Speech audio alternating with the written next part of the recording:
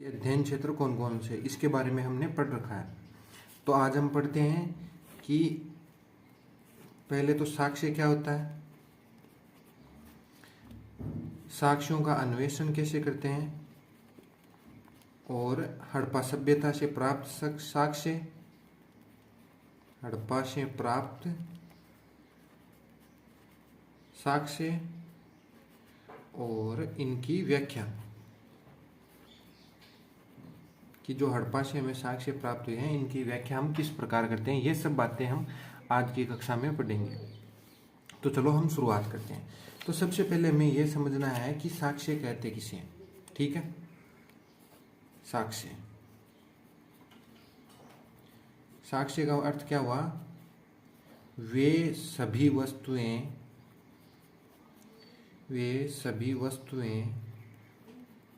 जो किसी घटना की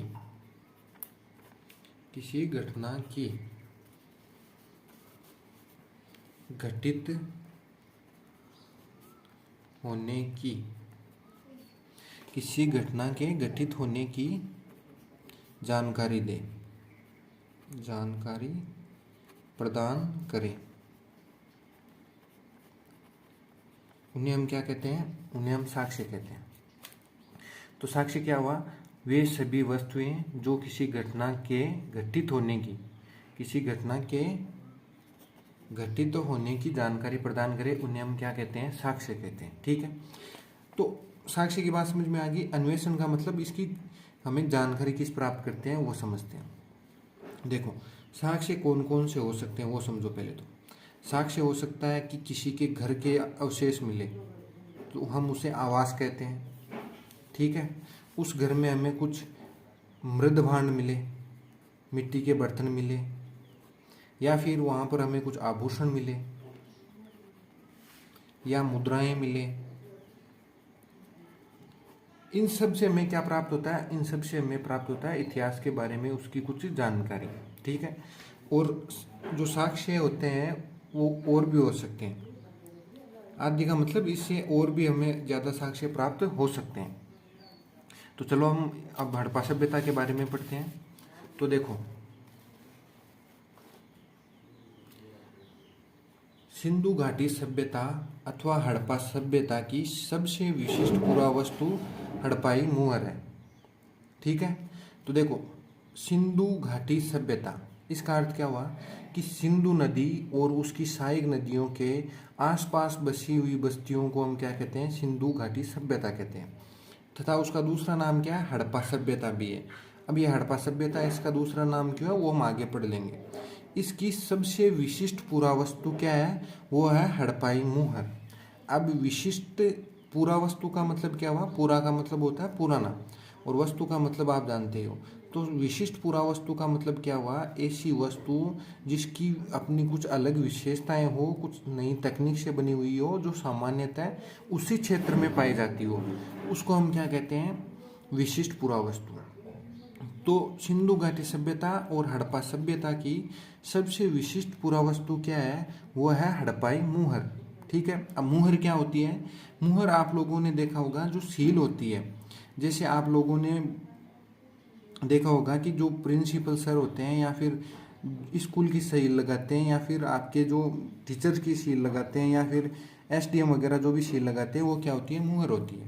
ठीक है, तो जो हड़प्पाई मुहरें हमारी मुहरें होती हैं वो किससे बनी होती है, या तो रबड़ की बनी होती है या फिर वो बनी हुई होती है लकड़ी की।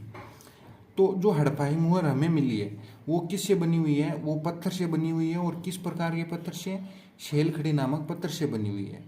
अब देखो, आपकी जो मोहरें होती हैं, जो प्रिंसिपल सर की मोहर होती है, उस पर क्या लिखा हुआ होता है, उनका नाम और पद लिखा हुआ होता है, पदनाम लिखा हुआ होता है। लेकिन जो हड़प्पाई मुहर है उस पर क्या उत्कीर्ण है, उस पर जानवरों के चित्र उत्कीर्ण है तथा एक लिपि में कुछ लिखा हुआ है। अब वो लिपि में क्या लिखा हुआ है वो हम अभी तक पढ़ नहीं पाए हैं, क्योंकि अभी हमारे पास वो तकनीक नहीं आई है जिससे हम इस लिपि को पढ़ पाएँ। अब ये लिपि क्या होती है, लिपि ये जो चिन्ह दिखाई दे रहे हैं आप सभी को, जैसे ये आवास लिखा हुआ है तो इसमें ये आवास है, ये जो चिन्ह है ना वो क्या है, लिपि है। और ये किस लिपि में लिखे हुए हैं, ये देवनागरी लिपि में लिखे हुए हैं। ठीक है, तो हमने अभी तक क्या देखा कि हमें हड़प्पा सभ्यता की सबसे विशिष्ट पुरावस्तु मिली जिसे हम हड़प्पाई मुहर कहते हैं। वो सेलखड़ी नामक पत्थर से बनी हुई है, उस पर जानवरों के चित्र उत्कीर्ण है तथा एक लिपि में कुछ लिखा हुआ है। उस लिपि को हम अभी तक क्या करें, पढ़ नहीं पाए। और कौन कौन से पुरातात्विक साक्ष्य होते हैं, जैसे आवास हो गया, मृद भांड हो गए। मृद भांड का मतलब क्या होता है, मिट्टी के बने हुए बर्तन, और आवास का मतलब घर के साक्ष्य। पूरा घर तो नहीं मिला लेकिन उसके कुछ टुकड़े या फिर खंडर वगैरह मिला, वो सब क्या है, आवास के साक्ष्य। आभूषण तो आप जानते हो, गहने जिसे हम लोग ज़्यादातर महिलाएं पहनती है। औजार में क्या हो गया कि मन के बनाने के औजार हो गए, यानी कि मोती बनाने के, कृषि के औजार हो गए, और व्यापार के अन्य साधनों के औजार हो गए। और मुहरे मैंने अभी बता ही दिया। ठीक है, तो क्या क्या पुरातात्विक साक्ष्य मिल गए, आवास, मृदभांड, आभूषण, औजार, मोहरे। और मोहरों में भी कौन सी, हड़प्पाई मोहर। ठीक है, ये सब हमने देख लिया। अब देखो तो आगे बढ़ते हैं। देखो कि सिंधु घाटी सभ्यता को हड़प्पा संस्कृति भी कहते हैं। ठीक है, सिंधु घाटी सभ्यता को हड़प्पा संस्कृति क्यों कहते हैं, क्योंकि जो सिंधु घाटी सभ्यता है, इस सभ्यता का जो पहला खोजा गया स्थान था वो कौन सा था, हड़प्पा नामक स्थान था। इस कारण इस सभ्यता को हम हड़प्पा संस्कृति भी कहते हैं। आगे बात समझ में कि सिंधु घाटी सभ्यता का जो पहला खोजा गया स्थान था वो कौन सा था, वो हड़प्पा नामक स्थान था, जो अभी पाकिस्तान में है। इस हड़प्पा नामक स्थान की वजह से ही इस सिंधु घाटी सभ्यता को हम हड़प्पा संस्कृति के नाम से भी जानते हैं। ठीक है, अब आप पूछोगे कि ये संस्कृति क्या होती है, तो समझो ये संस्कृति क्या होती है। पुरातत्वविद संस्कृति शब्द का प्रयोग तब लेते हैं, पुरावस्तुओं के ऐसे समूह के लिए लेते हैं जो एक विशिष्ट शैली के होते हैं और एक विशेष भौगोलिक क्षेत्र तथा कालखंड से संबंधित पाए जाते हैं। उन पुरावस्तुओं के समूह को क्या कहते हैं, संस्कृति कहते हैं। जैसे समझिए, देखो अभी हम जिस राज्य में रह रहे हैं वो राज्य है आपका राजस्थान। ठीक है, ये क्या हो गया, एक भौगोलिक क्षेत्र हो गया,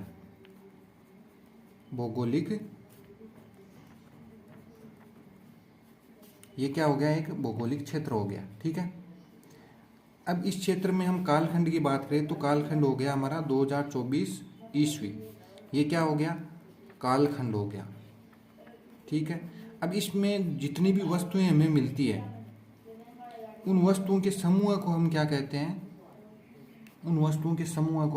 हैं, संस्कृति कहते हैं। क्या कहते हैं, संस्कृति। अब जैसे वो वस्तुएं कौन कौन सी है, अब इन वस्तुओं में क्या क्या आता है, इन वस्तुओं में आता है पहनावा। हम किस प्रकार के कपड़े पहनते हैं, किस प्रकार के परिधान पहनते हैं, वो सभी, हम किस प्रकार की वस्तुएं, जो चीज़ें खाते हैं, खाने में क्या खाते हैं, पहनते क्या है, किन प्रकार की वस्तुओं का हम उपयोग लेते हैं, उन सभी वस्तुओं को हम क्या कहते हैं, अपनी संस्कृति कहते हैं। जिस तरह के गीत गाते हैं, जिस तरह की पुस्तकें पढ़ते हैं, जिस तरह की भाषा का प्रयोग करते हैं, वो सभी क्या अपनी संस्कृति है। जिस तरह की वस्तुओं के निर्माण हम हाथों से करते हैं, जिस प्रकार की पेंटिंग बनाते हैं, जिस प्रकार की जो जितनी भी वस्तुएं हम बनाते हैं, वो सभी क्या है, संस्कृति है।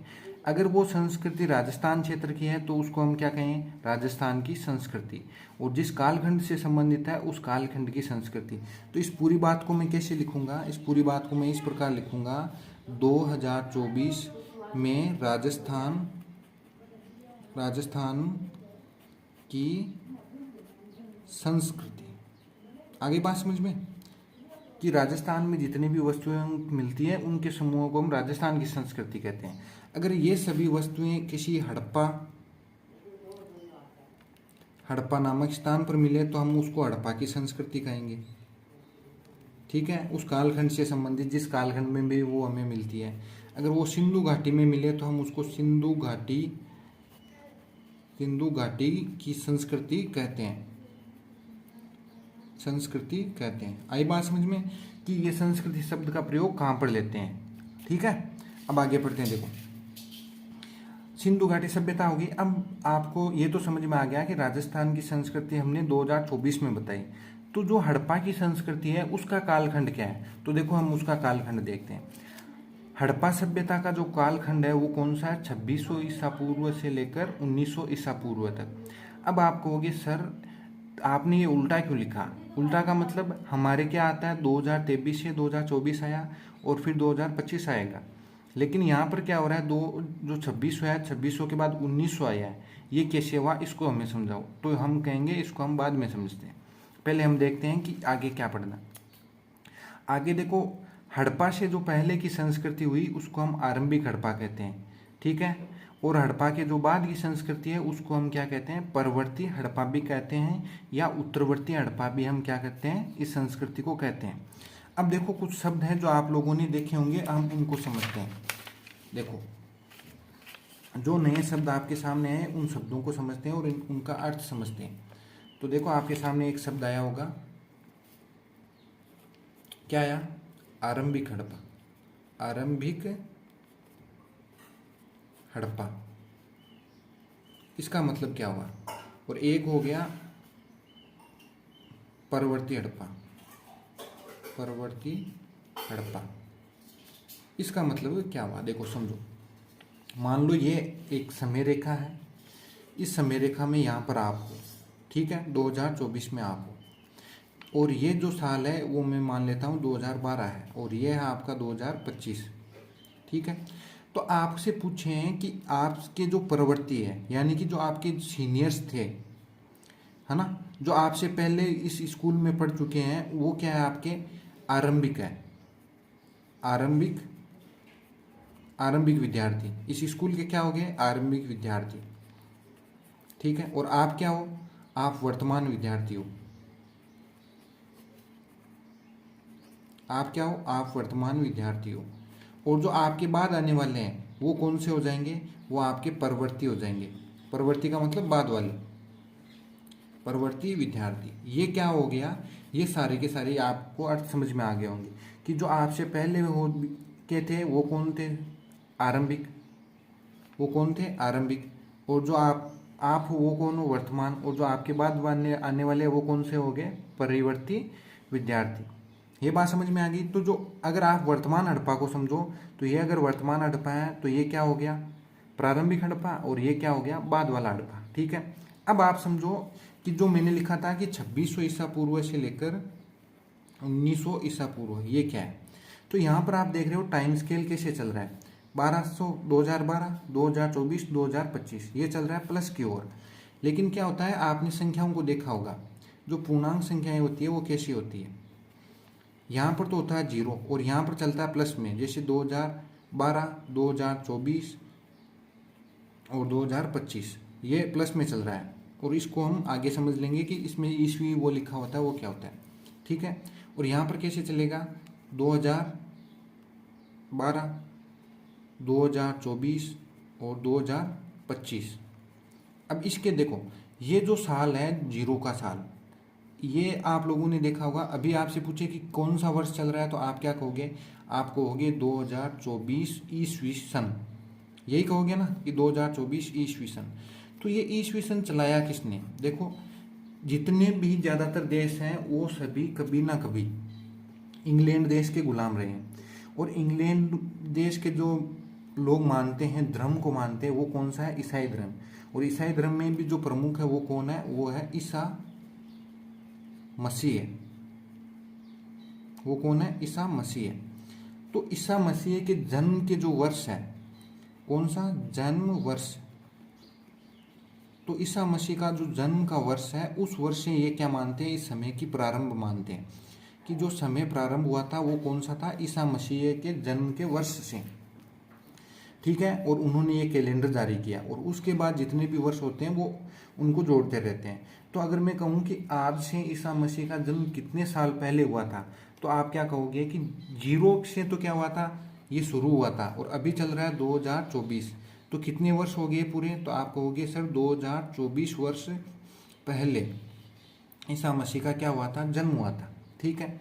और अगर कोई बात कहें कि उनके जन्म से ही 2600 वर्ष पहले हुआ, कितने वर्ष पहले हुआ, 2600 वर्ष, देखो ये उनका जन्म हो गया, उनके जन्म से पहले, यानी कि ईसा से पूर्व है, तो इसको हम क्या कहेंगे, ईसा से पूर्व, यानी कि ईसा पूर्व। ये क्या बताता है कि जो ईसा का जन्म है उस जन्म से भी क्या है, पहले का समय, वो कौन सा है, ईसा पूर्व होता है। तो ये जो 2012 है ईसा पूर्व है, 2024 ईसा पूर्व है और 2025 ईसा पूर्व है। ये हो गया। सॉरी, एक चीज़ आप देख रहे हो कि यहाँ से जब हम बढ़ रहे हैं तो ये संख्या क्या हो रही है, बड़ी हो रही है। ठीक है, यानी ये संख्या इनसे क्या है, 0 से बड़ी है और ये क्या है, छोटी है। तो आप एक बात बताओ, माइनस का 2024 बड़ा है या माइनस का 2020 बड़ा है? आप एक बात बताओ कि माइनस का 2024 बड़ा है या माइनस का 20 बड़ा है? तो आप कहोगे कि सर जब संख्याएं माइनस में हो तो जो छोटी होती है वही बड़ी होती है। इसका मतलब क्या हुआ, इसका मतलब ये हुआ कि जो माइनस का 20 है वो क्या है, 2024 से माइनस के से क्या है, बड़ा है ना। तो इसमें क्या होगा कि जो समय होगा वो कैसे चलेगा, छोटे से बड़े की ओर समय चलता है। तो समय कैसे चलेगा, 2024 फिर बाद में क्या आएगा, माइनस का 20। तो माइनस का 2024 है वो क्या है, ईसा पूर्व है और ये भी क्या है, ईसा पूर्व है। अब माइनस 20 से क्या आएगा, 10 आएगा माइनस का, फिर क्या आएगा, 0। इस 0 को हमने क्या कह दिया, ईस्वी सन, यानी कि ईसा मसीह के जन्म का वर्ष। और अभी कौन सा चल रहा है, जो 2024 ईस्वी, यानी कि ईसा के जन्म के वर्ष से 2024 साल बीत चुके हैं। ठीक है, तो ये बात आपको समझ में आ गई कि ये समय कैसे हम देखते हैं। तो जो 0 था उसका मतलब क्या हुआ, ईसा का जन्म वर्ष, और ईस्वी जो भी चल रही है उसका मतलब क्या है, ईसा के जन्म के वर्ष से इतने साल आगे बीत चुके हैं। और जो पहले का है इसका मतलब क्या है कि ईसा के जन्म वर्ष से पहले इतने साल बीत चुके हैं। तो आपको मैं पूछूं कि हड़प्पा संस्कृति का कालक्रम क्या है, कि हड़प्पा का कालक्रम, तो आप कहोगे कि सर 2600 ईसा पूर्व से लेकर 2600 ईसा पूर्व से लेकर 1900 ईसा पूर्व तक ये जो कालक्रम था वो कौन सा था, ये हड़प्पा का कालक्रम था। यानी कि ये क्या हुआ, इसको समझो हम। तो देखो इसको कैसे समझते हैं कि मान लो ये एक टाइम स्केल है, इस टाइम स्केल में 0 यहाँ पर है और ये आपका 2024 है, ये 2024 हो गया और ये आपका 0 वर्ष है। तो जो 2600 ईसा पूर्व से लेकर 1900 ईसा पूर्व है, ये जो टाइम पीरियड था इतना, इस टाइम पीरियड में जो बस्तियां रही, जो सभ्यता रही, वो कौन सी थी, आपकी हड़प्पा सभ्यता। ये आपकी हड़प्पा सभ्यता थी। और अब अगर मैं पूछूं कि आज से कितने साल पहले हड़प्पा सभ्यता थी, तो आप क्या कहोगे कि 2024 तो ये हो गए, फिर 0 से 2600 साल पहले ये हो गए 2600, तो आज से कितना साल पहले हो गए, तो वो कितने हो जाएंगे, 2600 प्लस 2024, तो कितने हो गए, देखो 4, 2, 6 और 4, यानी कि आज से 4624 वर्ष पहले ये जो सभ्यता क्या थी, सभ्यता का आरंभ हुआ था और वो 1900 ईसा पूर्व पहले ही क्या होगी, समाप्त होगी। ये बात आपको क्या होगी, समझ में आ गई। अब देखो कुछ शब्द होते हैं जो आप लोगों ने कहीं पर देखे भी होंगे, वो शब्द क्या क्या हैं और उनके अर्थ क्या हैं। देखो फिर से मैं एक टाइम स्केल बनाता हूँ, ये क्या बनाई है मैंने, एक टाइम स्केल बनाई, इसमें ये 0 है, तो इस 0 को मैं कहूँ कि ईसा का जन्म वर्ष। अब आप लोगों ने कुछ अंग्रेजी में शब्द देखे होंगे, वो क्या शब्द देखे होंगे आप लोगों ने, 1857, चलो वापस लिखते हैं, 1857 AD ये देखा होगा अंग्रेजी में कहीं पर लिखा हुआ, या आपने ये देखा होगा 543 BC। ठीक है, ज़्यादातर यही शब्द आप लोगों ने देखा होगा।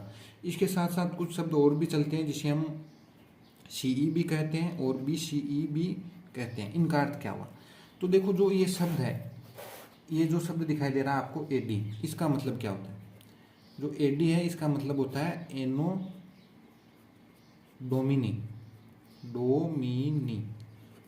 क्या अर्थ होता है इसका, AD का, AD का मतलब होता है एनो डोमिनी। ठीक है, तो इस एनो डोमिनी का अर्थ क्या हुआ, इस एनो डोमिनी का अर्थ हुआ ईसा के जन्म से, ईसा के जन्म वर्ष से। इस AD का मतलब क्या हुआ, ईसा के जन्म वर्ष से।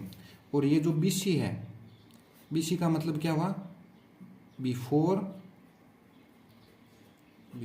क्राइस्ट। बिफोर क्राइस्ट का मतलब क्या हुआ कि ईसा के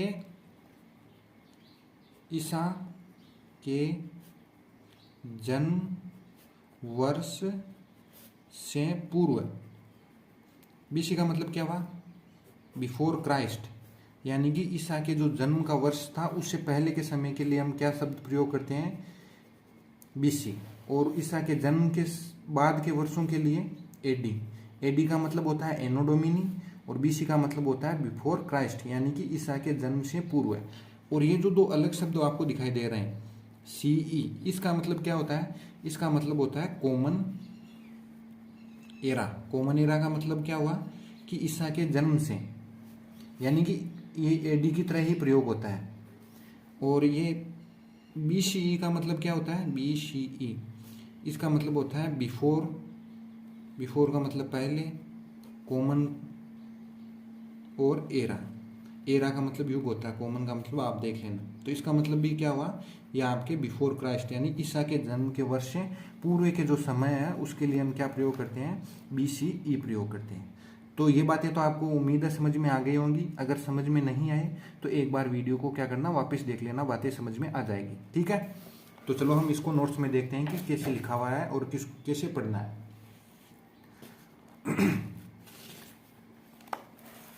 तो देखो, अंग्रेजी का एडी, जिसका हिंदी में अर्थ हम ई से लिखाए देते हैं, इसका अर्थ क्या होता है, एनो डोमिनी। ये एक लैटिन भाषा का शब्द है जिसका अर्थ होता है ईसा मसीह के जन्म वर्ष से।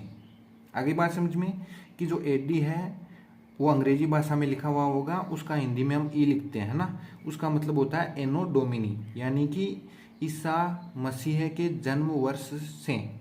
और जो अंग्रेजी का शब्द है बीसी, जिसका हिंदी में हम ईपू लिखा हुआ मिलता है आपको, इसका मतलब होता है बिफोर क्राइस्ट, यानी कि जिसका अर्थ क्या होता है, ईसा मसीह के जन्म से पहले। ठीक है, आजकल एडी की जगह सीई और बीसी की जगह बीसीई का भी प्रयोग होता है, जिसका अर्थ क्या होता है, जिसका अर्थ होता है सीई का मतलब होता है कॉमन एरा और बीसीई का मतलब क्या होता है, बिफोर कॉमन एरा। ये बातें मैंने आपको वहां पर समझा भी थी और यहाँ पर आपको लिखी हुई भी है। ठीक है, आगे पढ़ते हैं। देखो,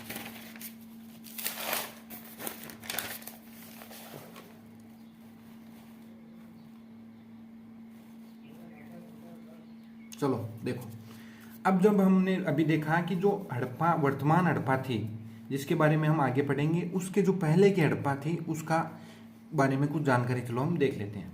ठीक है, तो देखो, यह अपनी विशिष्ट मर्दबान शैली के लिए प्रसिद्ध थी, यानी कि इसके जो मिट्टी के बर्तन थे वो आरंभिक हड़प्पा है, उसके जो मिट्टी के बर्तन थे जो वर्तमान हड़प्पा है उससे भी क्या थे, उन्नत थे या कुछ अच्छे थे। ठीक है, और इसके क्या क्या साक्ष्य मिले हमें आरंभिक हड़प्पा के, उसकी कृषि के मिले, पशुपालन के मिले और शिल्पकारी के। कृषि का मतलब वो खेती करते थे, और पशुपालन का मतलब वो जानवरों का पालन करते थे, और शिल्पकारी का मतलब कुछ हाथ से बने हुए चीज़ें भी वो क्या करते थे, बनाते थे। ये किसकी विशेषता है, आरंभिक हड़प्पा की। पहली विशेषता क्या होगी कि वो उनकी मर्दबान शैली विशिष्ट थी। दूसरी क्या विशेषता होगी, वो कृषि करते थे, पशुपालन करते थे और शिल्पकारी भी करते थे। अब उनकी बस्तियां कैसी थी, बस्तियां आमतौर पर छोटी थी। ऐसे नहीं है कि जैसे अभी मोहनजोदड़ो कितना बड़ा शहर है, वो आगे हम पढ़ लेंगे, लेकिन उनकी विशेषता क्या, बस्तियां छोटी थी और बड़े पैमाने पर इलाकों के जलाए जाने के संकेत है, यानी कि ये उनके नष्ट होने के कारण है, और इन स्थलों को त्याग जाने के क्या है, ये प्रतीक है। इसको ऐसे समझते हैं। देखो, आरंभिक हड़प्पा या अपना क्या है बिंदु अगला, वो क्या है, आरंभिक हड़प्पा। आरंभिक हड़प्पा, तो इसकी क्या क्या विशेषता है, इसकी विशिष्ट मृद भांड, ये पहली विशेषता होगी। दूसरी विशेषता क्या है, बस्तियां क्या है, छोटी बस्तियां छोटी है। तीसरी, इनकी कृषि, पशुपालन और शिल्प, ये इनकी क्या है, विशेषता है। अगर इस सभ्यता का अंत देखें तो किस प्रकार हुआ होगा, तो इसका कारण क्या है इसका कारण है बस्तियों का त्यागना, बस्तियों का त्यागना, यानी कि या तो हो सकता है किसी भी कारण से त्याग गए, किसी भी कारण से ये नष्ट हो गई होगी। तो ये किसकी विशेषता है? आरंभिक हड़प्पा की, कि जो हड़प्पा से पहले की सभ्यता थी आरंभिक हड़प्पा, इसको हम पूर्ववर्ती हड़प्पा भी कह सकते हैं, पूर्ववर्ती हड़प्पा। ये इसकी क्या है? विशेषताएं। क्या विशेषताएं हैं? इनकी विशिष्ट मर्द भांड शैली है, बस्तियां छोटी है, कृषि पशुपालन और शिल्प के इनके क्या मिले हैं? हमें कुछ ना कुछ साक्ष्य मिले हैं। ठीक है, ये तो हो गया आपका आरंभिक हड़प्पा। चलो अब उसके बाद देखते हैं कि जो विकसित हड़प्पा है उसके जो जीवन निर्वाह के तरीके, यानी कि वो जीवन यापन करने के लिए किन किन वस्तुओं को खाते थे, किन किन वस्तुओं का प्रयोग करते थे, उन वस्तुओं को हम क्या करते हैं? पढ़ते हैं। देखो इसको पहले हम यहाँ समझ लेते हैं, फिर उस नोट्स में पढ़ लेंगे। अगला बिंदु क्या है? जीवन निर्वाह के तरीके। अब आप कुछ सवाल आपसे पूछो कि वो क्या खाते थे। जीवन निर्वाह करने के लिए आपको कुछ ना कुछ खाना पड़ेगा, तो क्या खाते थे? ये इन सवालों के जवाब आपको क्या करने होंगे? देने होंगे। ठीक है, दूसरा सवाल क्या बनेगा? क्या वो मांसाहारी थे? क्या वह मांसाहारी थे? यह आपका दूसरा सवाल था। क्या वह शाकाहारी थे? क्या वह शाकाहारी थे? ठीक है, अगर मांसाहारी थे तो क्या खाते थे, और शाकाहारी थे तो क्या खाते थे? ठीक है, फिर इनके अगला सवाल क्या बनेगा आपका कि अगर ये खाते थे तो इनके क्या साक्ष्य उपलब्ध है? अगर उपलब्ध है तो कौन कौन से हैं? इन सवालों के जवाब आपको क्या करना है? समझना है। ठीक है, तो चलो हम पढ़ते हैं और इन सवालों के जवाब ढूंढते हैं। किन किन सवालों का? कि जो हड़प्पा सभ्यता के लोग हैं वो अपने जीवन निर्वाह के लिए किन किन वस्तुओं को खाते थे? क्या वह मांसाहारी थे? क्या वह शाकाहारी थे? अगर मांसाहारी थे तो क्या खाते थे, और शाकाहारी थे तो क्या खाते थे? अगर शाकाहारी थे और मांसाहारी थे तो जो चीज़ें वो खा रहे थे क्या उनके साक्ष्य मिले हैं? और मिले हैं तो वो कौन कौन सी वस्तुएं हैं या कौन कौन सी चीज़ें हैं जिन्हें हम वो हड़प्पा सभ्यता के लोग क्या करते थे? खाते थे। ये सवाल आपको एक इतिहासकार होने के नाते खुद से पूछने हैं, और आप लोग क्या कर रहे हो? उस सिंधु घाटी सभ्यता की खोज कर रहे हो, और आप ही वो लोग हो जो उन तथ्यों को देख रहे हो और समझ रहे हो। तो इन सवालों के आप पैदा होना आपके मन में स्वाभाविक है। तो चलो इनके सवालों के जवाब हम ढूंढते हैं। उनके जीवन निर्वाह के तरीके। तो विकसित हड़प्पा आरंभिक हड़प्पा संस्कृति के स्थलों पर ही पनपी, यानी कि आरंभिक हड़प्पा के नष्ट होने पर उन्हीं स्थलों पर जो नई बस्तियां बनी वो कौन सी थी? विकसित हड़प्पा की बस्तियां थी। इन संस्कृतियों में जीवन निर्वाह के तरीके क्या थे? समान थे। अब वो तरीके कौन कौन से थे वो समझो। देखो, भोजन के लिए वो किन का प्रयोग करते थे? पेड़ पौधों से प्राप्त उत्पाद और जानवरों में मछली। तो देखो, पेड़ पौधों से क्या मतलब हुआ कि वो शाकाहारी थे, और जानवरों का मतलब हुआ वो मांसाहारी थे। तो अब जो शाकाहारी थे वो क्या क्या खाते थे? अनाजों में क्या खाते थे? गेहूं, जौ, दाल, सफ़ेद चना व तिल। 4 चीज़ें होगी ना, कौन कौन सी? 5 होगी, सॉरी। गेहूं, जौ, दाल, सफ़ेद चना व तिल। ठीक है, अब पालतू जानवरों में क्या थे? कुछ तो जानवर पालतू थे और कुछ जंगली थे। तो जो पालतू जानवर थे वो कौन कौन से थे? भेड़, बकरी, भैंस और सुअर। 4 जानवर हो गए ना, भेड़, बकरी, भैंस और सुअर। और जंगली जानवर कौन कौन से थे? वरा है जिसे हम सुअर भी कहते हैं, हिरन और घड़ियाल। अब एक बात बताओ कि ये जो जानवर हैं इनके शिकार क्या वह स्वयं करते थे या किसी से वो खरीदते थे? तो इसके जवाब दोनों भी हो सकते हैं। हड़प्पावासी या तो निवासी स्वयं जानवरों का शिकार करते थे, अथवा आखेटक समुदाय यानी कि शिकारी वर्ग से वो मांस भी क्या करते थे? प्राप्त करते थे। चलो अब हम इसको वापिस समझते हैं। देखो, जीवन निर्वाह के तरीकों में देखो क्या अनाज कौन कौन से वो खाते थे? तो आपको याद हो गया होगा कि अनाज कौन कौन से खाते थे। गेहूं की रोटी बनाकर खाते होंगे, जौ खाते होंगे, या फिर गेहूं, जौ, सफ़ेद चावल, सफ़ेद चावल। उसके बाद तिल, ये तो क्या थे, अनाज थे, ठीक है। एक चना भी था, ये हो गया। उसके बाद क्या थे, जानवर, कि जानवरों में वो किन किन चीज़ों को खाते थे। तो जानवरों में कुछ जानवर तो उनके पालतू थे। पालतू क्या थे, भैंस, बकरी, भैंस था, बकरी था, सूअर थे, ये तो उनके पालतू थे। और कुछ जंगली भी थे। जंगली में क्या क्या थे, जंगली में थे वराह, वराह और हिरण और घड़ियाल। इन जानवरों को क्या करते थे, वो शिकार कर कर खाते थे।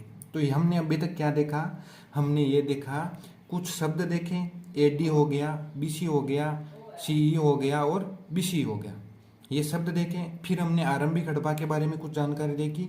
फिर हमने देखा उनके जो जीवन निर्वाह के तरीके हैं वो कौन कौन से हैं, क्या वो मांसाहारी थे या शाकाहारी थे, अगर शाकाहारी थे या मांसाहारी थे तो क्या खाते थे, क्या उनके साक्ष्य मिले हैं, अगर मिले हैं तो कौन कौन से मिले। तो देखो इनके जवाब, वो शाकाहारी थे क्योंकि कुछ अनाज खाते थे। अनाज में गेहूँ, जौ, सफ़ेद चावल, तिल तथा चना। और जानवरों में कुछ पालतू जानवर भी थे जैसे भेड़, बकरी, सूअर, और कुछ जंगली भी थे जैसे वराह, हिरण और घड़ियाल। ये सारे के सारे जो थे वो उनके जीवन निर्वाह के तरीके थे, ठीक है। आज की कक्षा में हम सिर्फ इतना ही रखते हैं, बाकी की चीज़ें हम कल पढ़ेंगे। देखो, आप लोग वीडियो को देख तो लेते हो पर पूरा नहीं देखते, तो कृपया अगर आप अपना समय निकाल कर कुछ देख रहे हो तो पूरा देखा करो। अगर अच्छा लगे तो अपने दोस्तों के साथ साझा भी कर दिया करो, ठीक है। धन्यवाद। आज के लिए हम इतना ही रखते हैं। अपना और अपनों का ख्याल रखना। जय हिंद, जय भारत।